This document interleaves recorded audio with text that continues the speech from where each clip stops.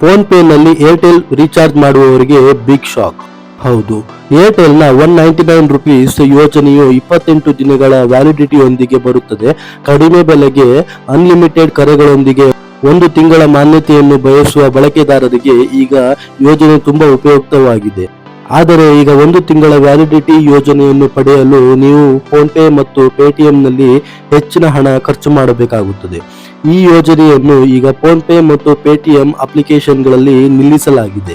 ಇನ್ನು ಮುಂದೆ ನೀವು UPI ಅಪ್ಲಿಕೇಶನ್ಗಳಾದ ಫೋನ್ ಪೇ ಅಥವಾ ಪೇಟಿಎಂ ಬಳಸಿಕೊಂಡು ಏರ್ಟೆಲ್ನ 199 ರುಪೀಸ್ ಯೋಜನೆಗಳನ್ನು ರೀಚಾರ್ಜ್ ಮಾಡಲು ಸಾಧ್ಯವಾಗುವುದಿಲ್ಲ. ನೀವು ರೀಚಾರ್ಜ್ ಮಾಡಲು ಬಯಸಿದ್ದರೆ ನೀವು 219 ರೂಪಾಯಿಗಳ ಪ್ರೀಪೇಡ್ ಯೋಜನೆಗಳನ್ನು ತೆಗೆದುಕೊಳ್ಳಬೇಕಾಗುತ್ತದೆ. 199 ರುಪೀಸ್ ಯೋಜನೆಯ ಅನ್ಲಿಮಿಟೆಡ್ ಕರೆಗಳ ಮೂಲಕ ಜನಪ್ರಿಯವಾಗಿತ್ತು. ಕಡಿಮೆ ಡೇಟಾ ಬಳಸುವಂತಹ ಜನರು 199 ರುಪೀಸ್ ರೀಚಾರ್ಜ್ ಅನ್ನು ಬಯಸುತ್ತಾರೆ.